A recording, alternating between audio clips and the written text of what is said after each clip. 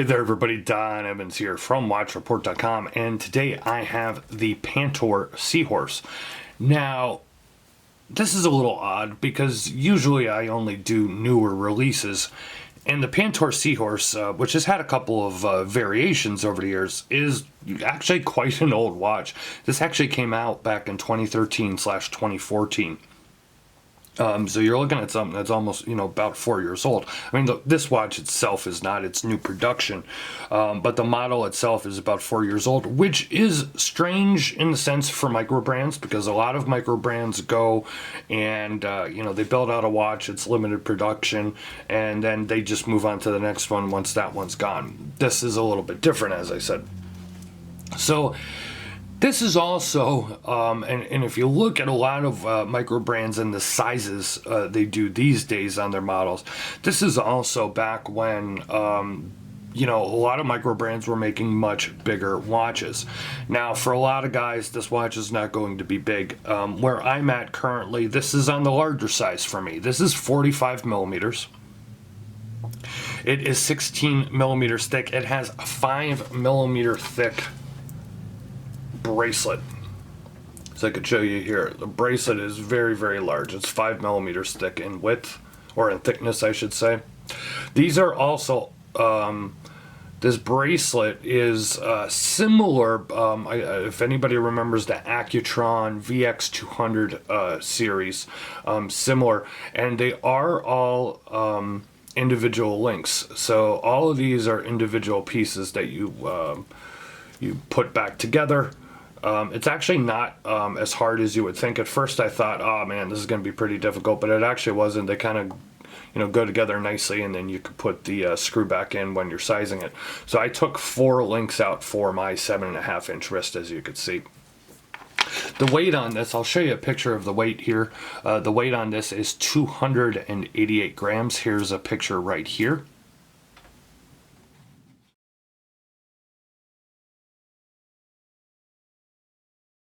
So this one is $679 direct from the Pantor website. Let me go ahead and give you the full specs. 45 millimeter case, 54 millimeter lug to lug, 24 millimeter with bracelet, 16 millimeter stick, sapphire crystal, and this has a Miyota 9015 automatic movement. Now what's interesting is this bezel, it's an aluminum bezel, and it's weird. And it's weird in the sense of, in certain light, it's going to look a little more royal, like a darker blue. And then in other light, it more has a blue-greenish color to it. I assume this was done on purpose. You got a pretty standard black dial here. Nice hour markers and hands, very, easily readable. Got your date there at the position that I hate, which is between the 4 and 5 position. It's technically at the 4:30 position, but it's jetting out here. I prefer if it's over here, and it's actually lined up with the markers. As you can see, it's kind of jetting out there. Bracelet, as I said, is very, very nice. This is a heavy piece. This is, it's 288 grams. Here you can see the helium release valve.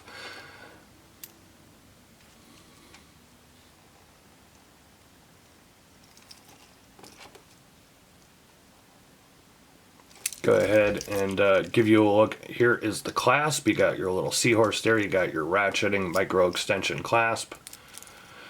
You can see that you have the seahorse on the back of the watch as well, on the case back.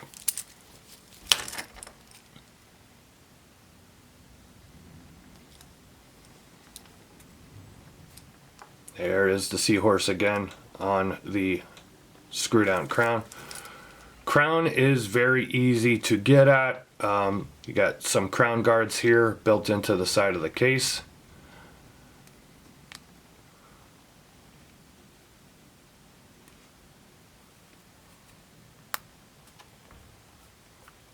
No issues with the crown.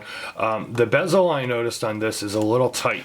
Now, and you kind of got to grab it in a weird way. This will probably loosen up a bit, but it is a little tight. But as I've always said, and nobody go making any jokes. I prefer it to be tighter than looser, because if it's loose, I mean, that's it. If it's tighter, it could loosen up over time. And if you were actually going to dive or time with this, you know, you don't want it to be have play or be able to move by just, you know, brushing your arm against something, and, you know, then it moves off like that very easily. So it's nice that it's tight. There is no back or side to side play at all whatsoever.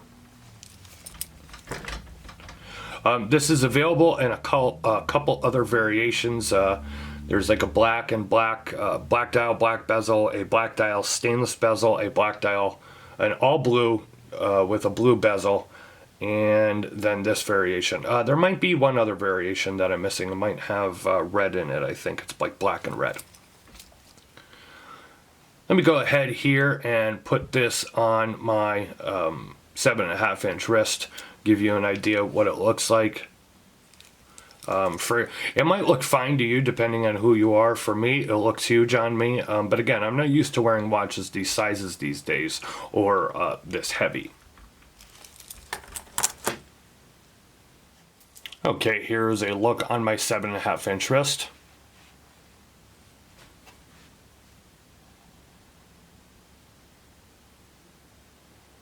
I will say, once the bracelet is sized, it is very comfortable. It wraps right around the wrist with all those articulated links, as you would expect it to. One thing though, because here's something I want to talk about. The links on this are so big, and there are no half links, and then you have that big ratchet and clasp.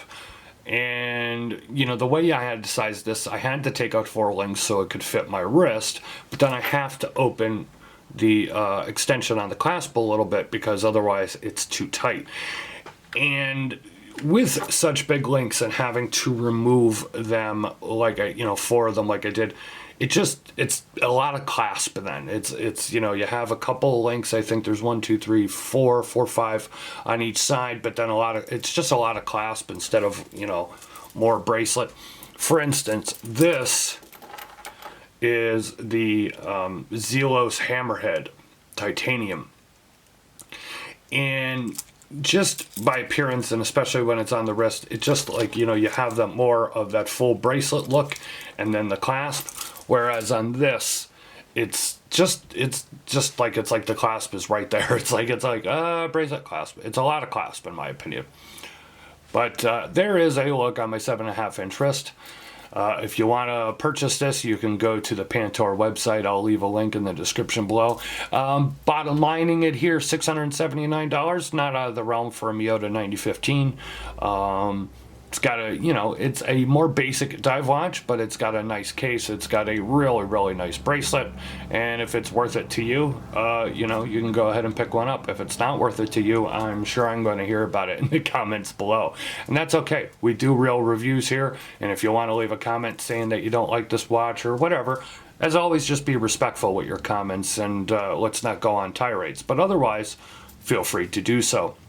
I'm going to leave a loom shot here at the end of the video, like always. Leave a like or a comment here on YouTube. Hit that notification bell twice. That way you're subscribed to us and you will never miss another video or upload. Follow us on social media. It's at Watch Report. We are on Twitter. We are on Facebook. And, of course, Instagram. This has been Don Evans for WatchReport.com with a look at the Pantor Seahorse. I'll see you guys on the next video.